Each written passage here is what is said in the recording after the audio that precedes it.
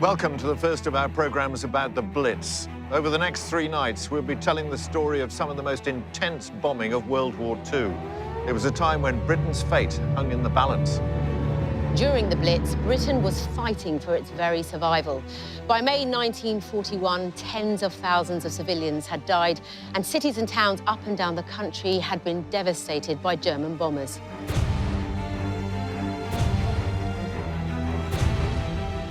Hitler was determined to bring Britain to its knees and ordered a series of raids on the nation's ports. Southampton, Portsmouth, London and Hull had all been hit, and hit hard.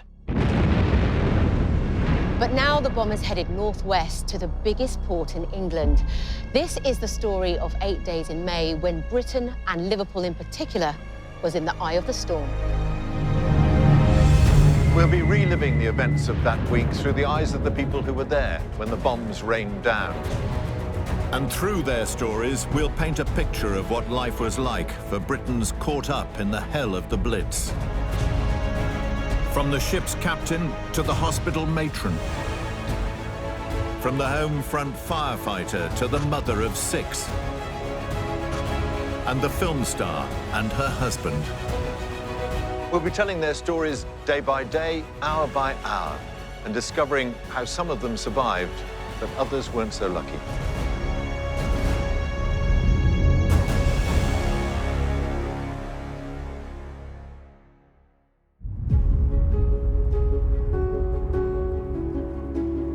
This is St. Luke's, known here in Liverpool as the bombed-out church, a lasting memorial to what the people of this city suffered.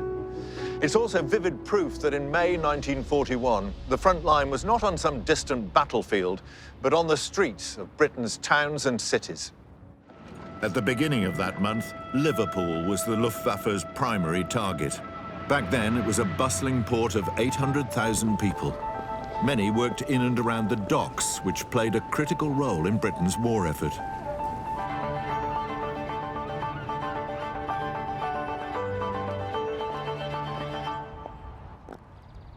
It's hard to imagine today when you look out across the city, but 70-odd years ago, people all over Liverpool were having the most intense life or death experiences. During the May Blitz of 1941, over 2,000 Liverpudlians were either killed or injured.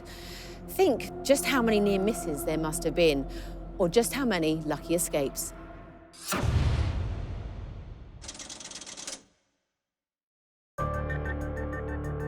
A mile and a half from the city's docks is Kirkdale, a working-class area of tightly packed terraced houses. It was home to the Johnson family, who lived here at number 34 Wycombe Street. Like many in Britain, their lives would be changed forever by the Blitz. This is Margaret Johnson, pictured here in her early 30s. In April 1941, Margaret and her family had just moved into their new home here on Wycombe Street because that Christmas, they'd been completely bombed out of their home on Grove Place, which wasn't far away from here at all. Thankfully, no one was hurt in that attack, but they'd been left homeless.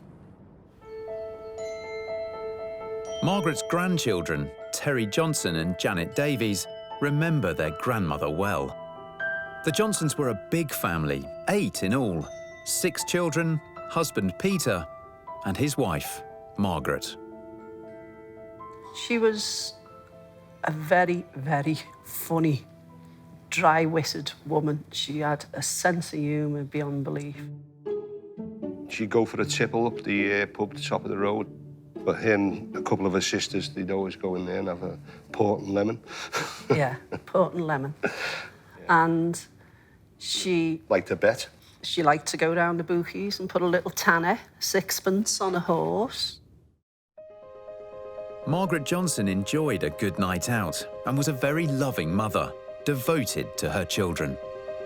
This is Peter, Margaret's eldest child, here aged around 10, looking rather dapper in this photo taken at his first communion. And you can see, if you look closely, these rosary beads around his wrist. He's holding his communion card in his hands there. And we can assume that Peter was a fairly bright lad and had made a good impression on local priests, as the church had offered to sponsor his education. Children like Peter were not meant to be in large cities during the Blitz. Back in 1938, when war seemed inevitable, the Minister of Defence began planning how he might reduce civilian casualties.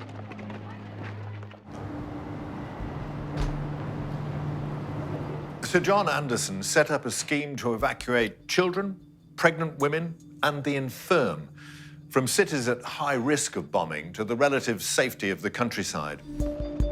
Cities like London, Southampton, and Birmingham evacuated thousands. In Liverpool, around 130,000 children were transported to safer temporary homes in the countryside. But there weren't enough places for every child in the city. And Margaret Johnson's 6 children were among those who were left behind. To protect people who couldn't be evacuated, they came up with a number of different kinds of shelter. The most common type was the public street shelter, a simple, long brick building. These were often poorly built and prone to collapse if bombs exploded nearby. People with their own gardens were offered the chance to build their own shelters, using materials supplied by the government. They were known as Anderson shelters. The Anderson shelter was a simple structure made of corrugated iron with earth on top. They were supplied free to people on low incomes. In the months leading up to the outbreak of war, 1.5 million Anderson shelters were distributed in the areas of Britain that were most at risk. But the Johnsons didn't have an Anderson shelter, and they lived right on the front line. Their house was close to the docks, the Luftwaffe's main target. 2 miles south of the Johnsons' family home on Wycombe Street was one of Liverpool's biggest railway terminals, Lime Street Station.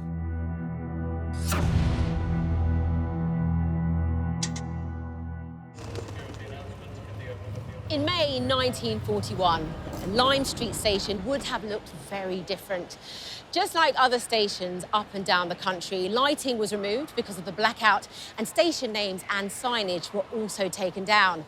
Travel for pleasure by train was discouraged.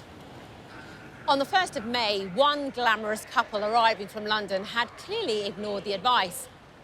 A smart-looking RAF officer in his 30s stepped down from the carriage arm in arm with a striking-looking younger woman. She was famous and probably turned lots of heads as she walked along the platform. Her name was Mary Lawson.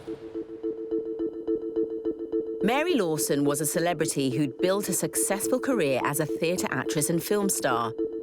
She was such a household name, she'd even been hired to promote brands like Bovril. And her image graced the breakfast tables of Britain as the face of shredded wheat. We don't know for sure, but Mary and her husband, Francis Beaumont, known to friends as Buster, might have come to Liverpool to get away from the press. They hadn't seen each other for months, and the last thing they would have wanted would be for their precious time together to be featured in newspaper gossip columns. Mary and Buster took a taxi to an upmarket area of Liverpool, a Georgian townhouse at number 74 Bedford Street. They were going to stay with friends. Mary did have connections with Liverpool. She was a touring actress. She appeared on stages all around the country, and some of that stage work was in Liverpool. If they thought it was going to be a place to get away from some of the wartime turmoil of London, then they were unfortunately going to be mistaken. That evening, as Mary and Buster were settling in, radio operators intercepted enemy transmissions, signalling that the Luftwaffe were on their way. Their target this time, Liverpool.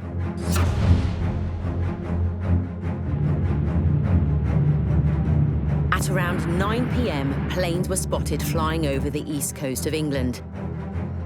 The sirens sounded. Thousands of people across the city ran to the nearest shelters. Mary Lawson and her husband Buster were among them. Any hope of sharing a romantic night together was gone. Buster only had 1 week's leave to spend with his new wife, but their first night together would be an uncomfortable one, crammed in with strangers in a public air raid shelter. But Margaret Johnson and her family back on Wycombe Street had no public shelter to head to.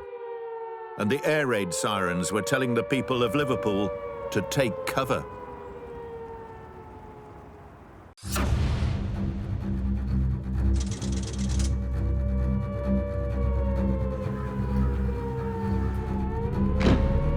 After the sirens had sent the people of Liverpool scurrying for cover, the first German bombers appeared overhead at 11:15 that night. There were 50 bombers in all, and they dropped 48 tons of high explosives and 4,000 incendiaries.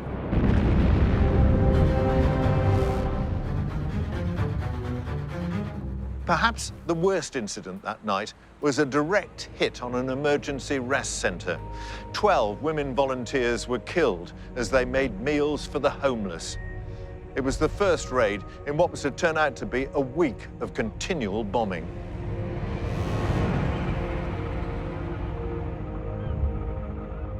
Liverpool was the biggest seaport outside of London. It was known as the second city of the empire, so it was vital for all the trade of the empire. But the trade between America and Britain became even more important during the period of the war. Bad weather had cut the raid short that first night, but there was still widespread damage. Lime Street Station, where Mary and Buster had arrived only hours earlier, had the roof blown off. Meanwhile, down at the docks, German bombers had dropped mines into the Mersey, which caused massive disruption to the ships trying to get in and out of the port.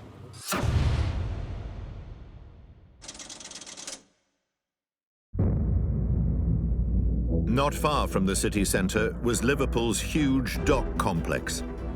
In Huskisson Dock, the merchant vessel SS Malakand had just arrived. Its master was Captain Howard Kinley. He'd taken command of his new ship. Now he was waiting for a new cargo to be loaded.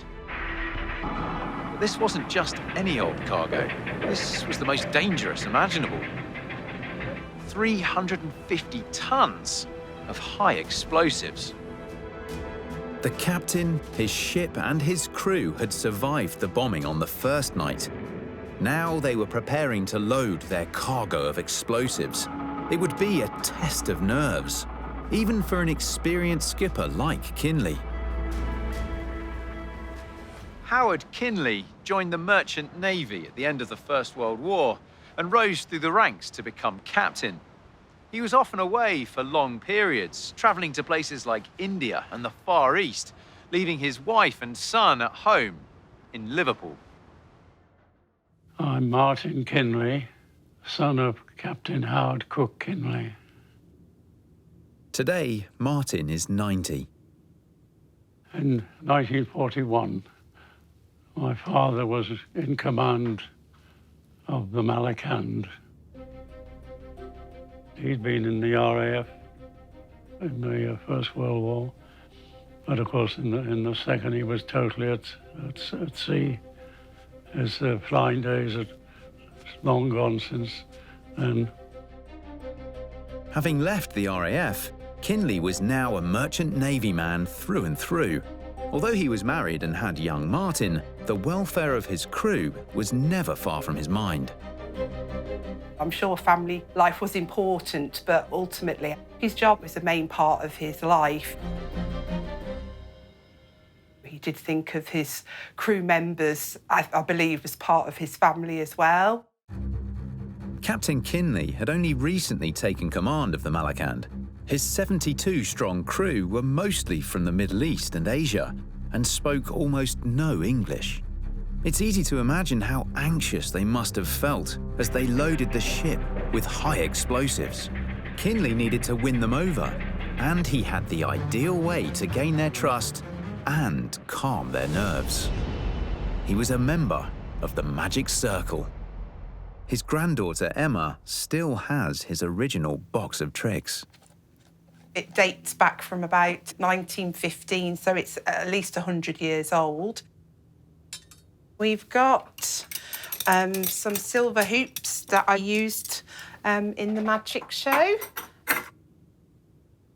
These I particularly like. These are my grandfather's gloves, so it's nice to think that this is something that he used to have on his hands. You know, he actually touched these.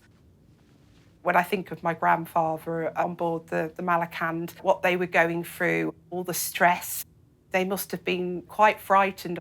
So, you know, it's nice to think that my granddad maybe did a bit of light entertainment.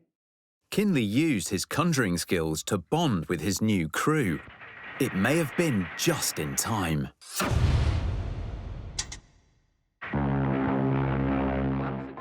By late afternoon on the 2nd of May, the final cases of explosives were being lifted on board.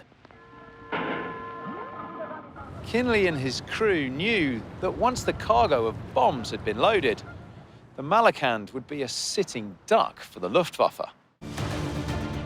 At airfields in northern France, the German bomber crews were again preparing for a major raid on Liverpool's docks.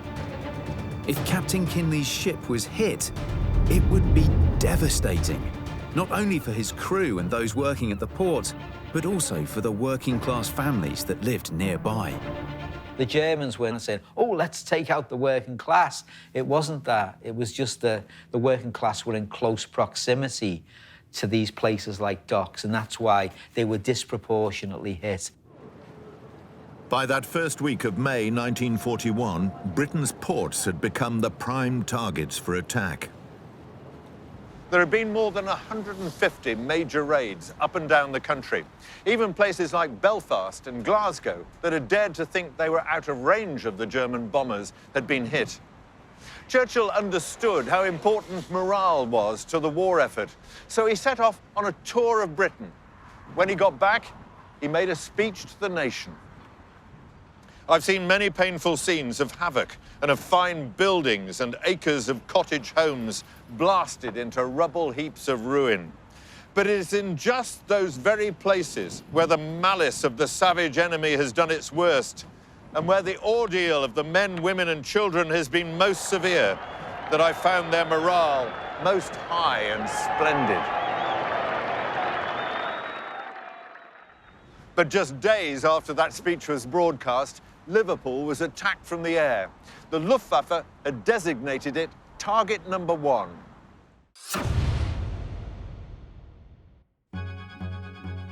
Just a short distance from Liverpool docks is the district of Wavertree. The Richardson family lived at number 5 Sandhead Street.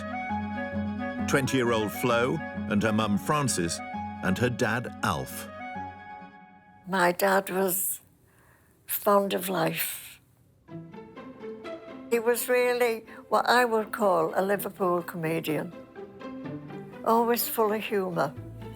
You know, like he had different sayings like, if you don't laugh, you cry. He loved life. He really did. Alf had fought in the trenches in France in World War I. Now in his 40s, he found himself on the front line again.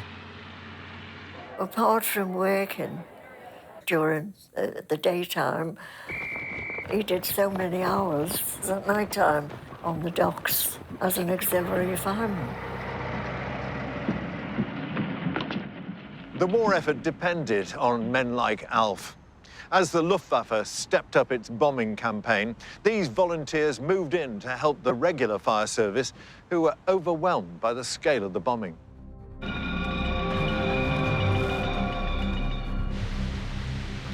Alf spent his nights at the docks on air raid duty. He was one of a crew of 10 men. Their job was extremely dangerous. They had to tackle fires while the bombs continued to fall around them.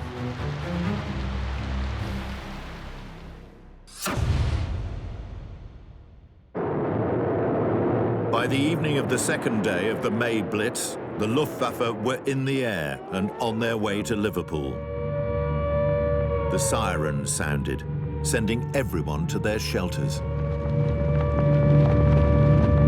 Flo and her mother joined their neighbours and headed for the nearest bunker. It was in the playground of the local school. Flo's dad, Alf, was still in their house. He was getting ready for his night shift as a fireman at the docks.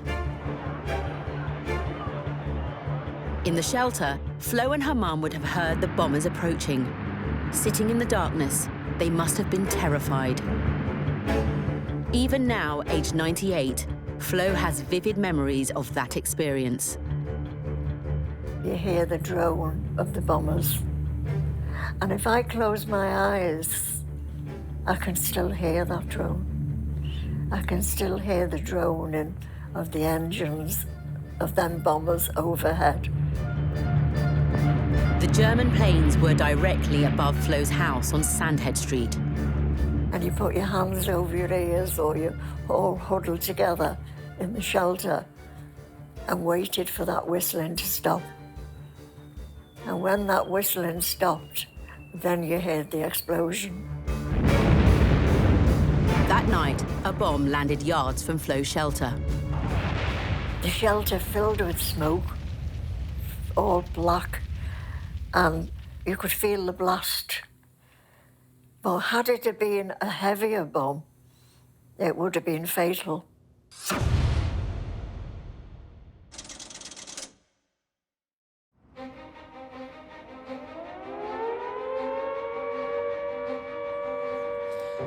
As dawn broke, the raid subsided and the all clear sounded. Flo and her mum began to leave the shelter. They had no idea what they would find outside. Then, across the playing fields, they caught sight of the bomb-damaged houses here on Sandhead Street.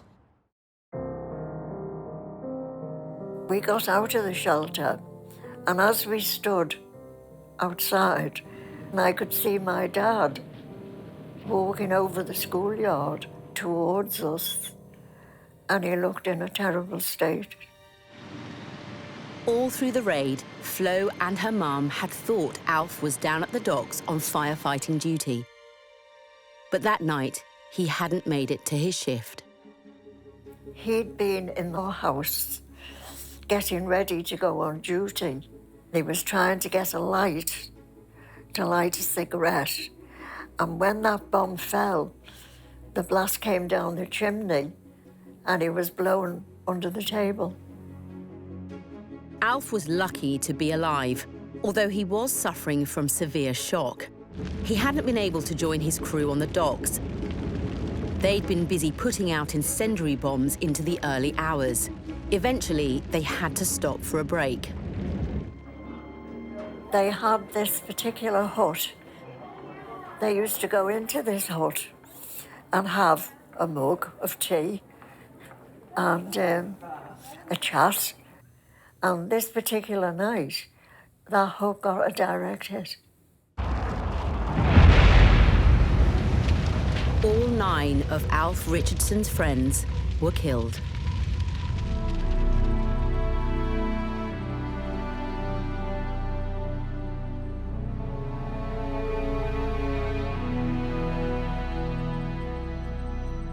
He was never the same after that.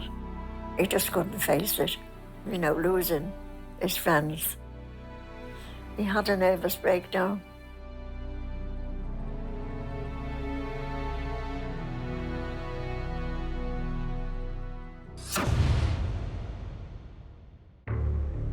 The day after that heavy raid, the captain of the SS Malakand, Howard Kinley, would have wanted to get his crew and his ship out of the danger zone. It's not hard to imagine how Captain Kinley might have felt waiting with his ship in the docks. He'd just taken command of his new vessel. Then he'd received orders that he was to carry a cargo of high explosives and that his passage out of the port had been blocked by magnetic mines. I often think about what he would have gone through. He had such responsibility to his crew members. I'm sure they looked up to him like a father figure. Großangriff auf Liverpool, den bedeutendsten Versorgungshafen an der Westküste Englands. Auf zahlreichen Flugplätzen werden die Maschinen klar zum Start gemacht. Late afternoon on the third day, and German ground crews at bases in northern France loaded their planes with high explosives. They'd soon be ready to take off. And once again, Liverpool was in their sights.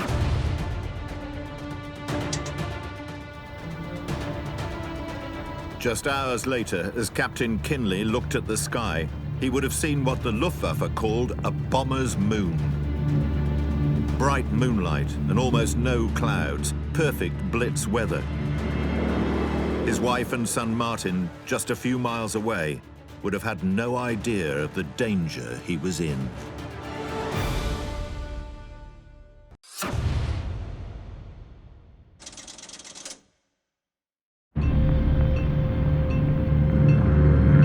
German bombers were on their way to attack Liverpool for a third consecutive night.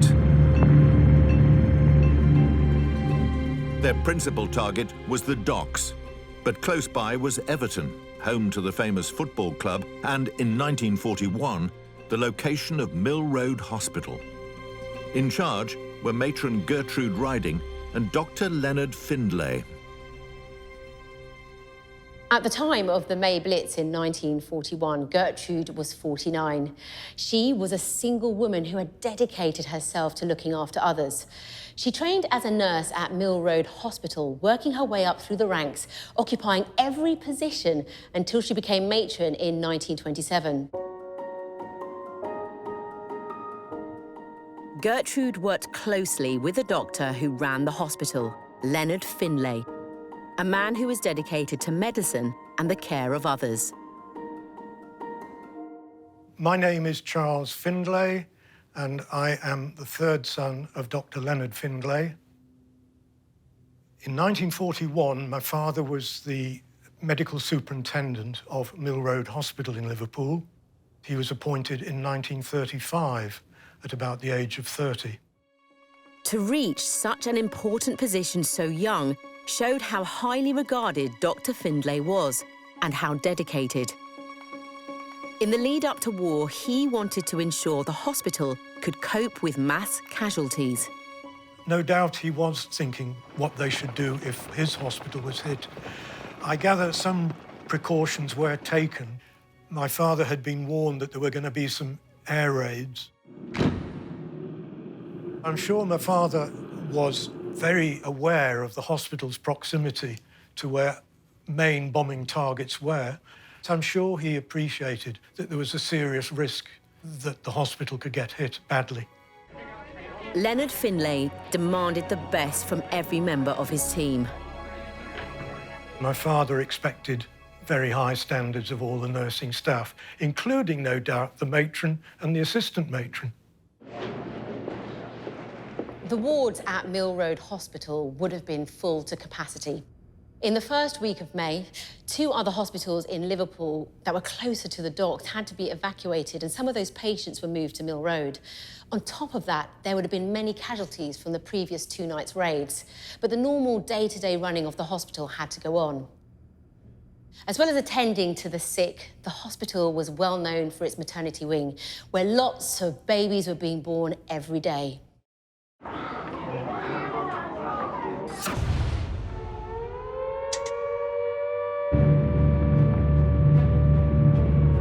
On that third night, the German bombers were once again on their way. When matron Gertrude Riding heard that another attack was imminent, she cancelled her leave. She believed in setting an example, and by all accounts, it seemed to work. Young nurses followed suit and cancelled their leave too. Gertrude was an inspirational leader, but just like many other hospitals, hers was under enormous pressure. On the night of the 3rd of May, Mill Road was already taking in casualties from bombing incidents around Liverpool. But at that stage, it would have been running reasonably smoothly.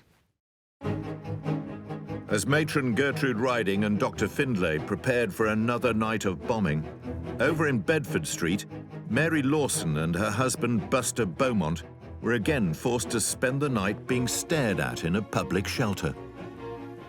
Film star Mary Lawson turning up to a public air raid shelter must have been quite a surprise for the locals. Now, some may have seen her in Cinderella, at the famous Liverpool Empire Theatre a few years earlier, or others may have simply seen her on the big screen. In the 1940s, Mary was as famous for her relationships as for her acting roles. A string of well-publicised affairs had kept her name in the papers throughout the 1930s. Mary was seen stepping out with some of the most eligible bachelors of her day, and she was even engaged to several of them. The most well-known was Fred Perry, the world-famous tennis player, and their relationship caused a sensation. But it was a celebrity love match that wasn't destined to last. In 1936, on the set of a film, Mary met Francis William Lionel Collins Beaumont, or plain Buster to his friends. He was the son of a Channel Island aristocrat. At the time, Buster was married and had a son, and the affair scandalised his family. Buster's mother in particular did not approve. Mary Lawson's niece, Barbara, has inherited a family scrapbook devoted to her aunt. She knows the story of the couple's problems with Buster's family. Her and Grandad Lawson had a very difficult time when she married him, and they weren't very nice to her. They would not recognise the marriage. Mary was not only an actress with a racy reputation, but she was also a working-class lass from Darlington. Despite his mother's threats to ostracise him, he went ahead anyway. He filed for divorce and married his glamorous film star lover, Mary. At the time, it was a very brave move. Divorce still attracted scandal, and it also caused tensions between him and his family. His family is an incredibly well-off. His mother was the Dame of Sark, and Mary has these humble working-class beginnings, and that compounds the issue. So it wasn't easy for him to leave his first marriage and to then marry Mary. I think it brought with it an awful lot of stigma. But despite the challenges they faced, Mary and Buster went ahead and got married. That night in the air raid shelter, their presence would have likely raised morale and possibly a few eyebrows. The couple must have felt like they were wasting their one precious week together, sitting in a cold and damp shelter. Meanwhile, at Mill Road Hospital, Gertrude Riding and her nurses were trying to move their patients to the basement. But not all the pregnant mothers could make it down the stairs. But in the maternity ward, many mothers were confined to bed.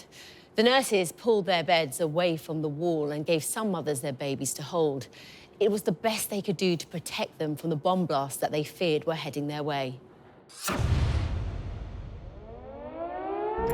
On that third night, over at 34 Wycombe Street, Margaret Johnson was gathering her children together and trying to keep them calm as the siren sounded. They'd been bombed out of their home earlier in the war.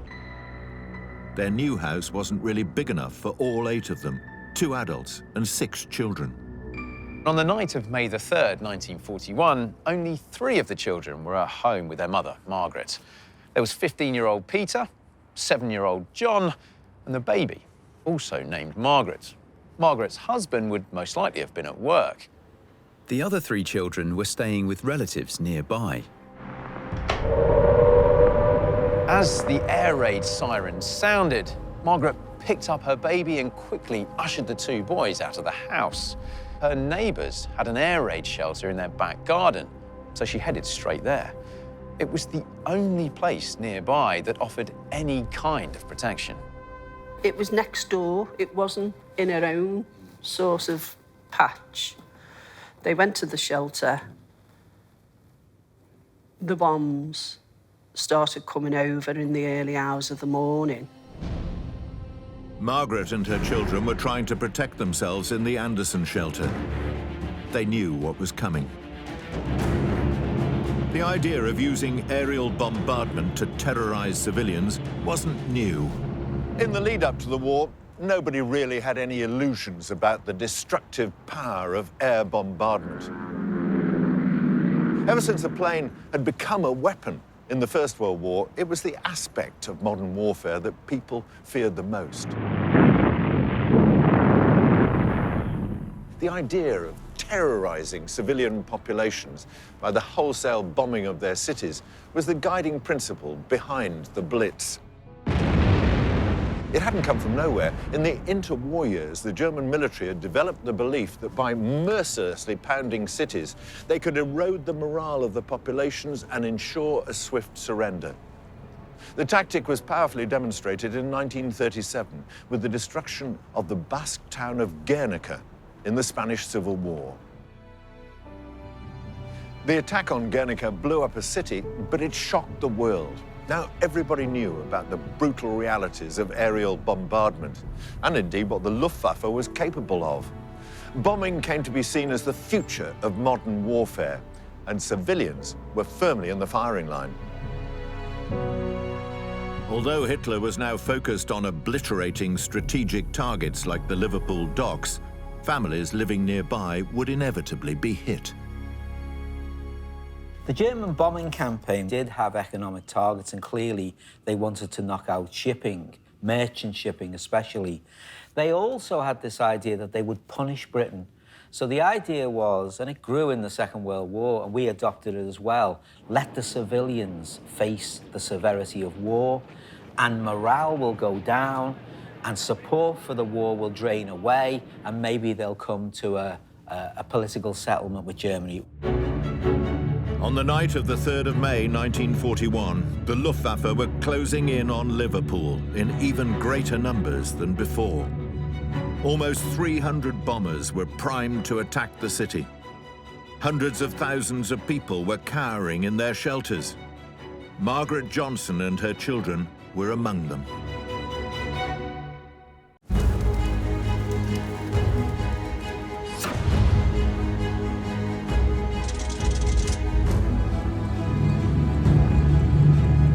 The night of Saturday, the 3rd of May, would turn out to be Liverpool's worst night of bombing so far. The German aircraft concentrated on the docks and the surrounding area. It was a relentless, devastating attack. The weather favoured the Germans. There was little cloud, and a bright half-moon lit up the night sky. At the docks, Captain Kinley's crew were getting ready to tackle the incendiary bombs they expected to fall that night. Kinley knew his ship and his crew were in very real danger, but he took his duties as a captain seriously. Despite the risks, he was determined to stay with the Malakand, to protect the ship and its cargo of high explosive bombs. Captain Howard Kinley's ship was just one of hundreds of merchant vessels crammed into the docks in Liverpool during the first week of May 1941. The safe passage of these ships into and out of Liverpool was vital. Everything was coordinated right here in the heart of the city.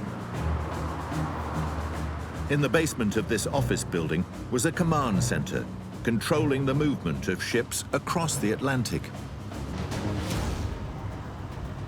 The ships were organised into protected convoys. They were vital to Britain's survival and ultimately victory in World War II.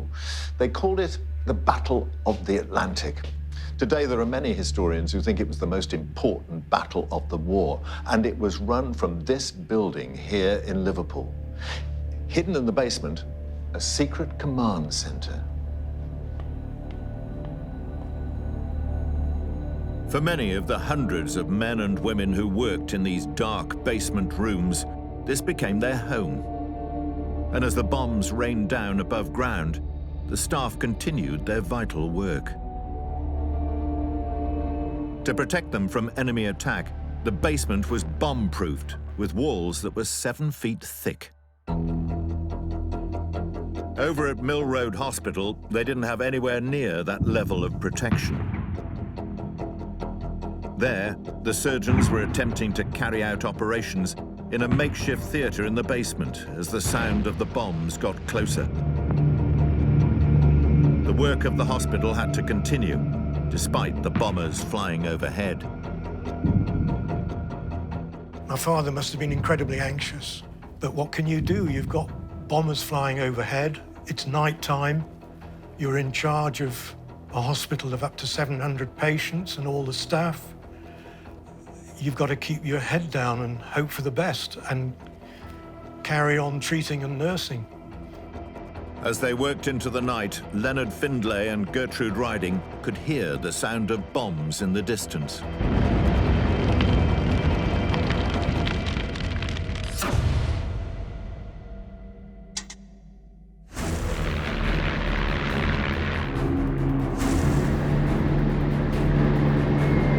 As the raid got closer to the docks, one of the only lines of defense were barrage balloons.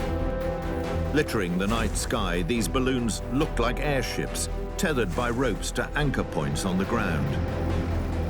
They were filled with highly flammable hydrogen gas, and enemy aircraft had to avoid them in order to drop their bombs. That night, the Germans began their attack on the docks. Not with high explosives, but with slow-burning incendiary bombs. These were designed to start intense fires wherever they landed, causing chaos and confusion on the ground. One of these incendiary bombs hit a barrage balloon at Huskisson Dock, close to Captain Kinley's ship. It collapsed right onto the SS Malakand. As the balloon ruptured, its hydrogen gas burst out and ignited.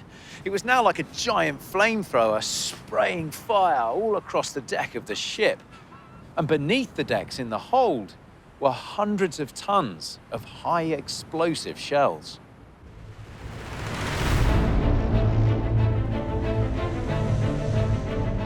Kinley and his crew fought the fire with everything they had. For a moment, it seemed like they were winning. Successfully beating back the flames. But all around them, incendiary bombs rained down, hitting the warehouse on the south side of the dock, the one closest to the ship, with an inferno raging just feet away. Inevitably, the flames enveloped the Malakand.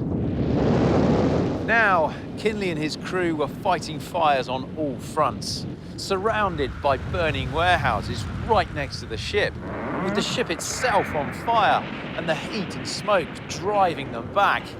The crew were overwhelmed. That night's raid had only just begun. It would turn out to be one of the biggest onslaughts Liverpool or Britain had ever faced. The German bombers were now blasting their prime target, the Liverpool docks.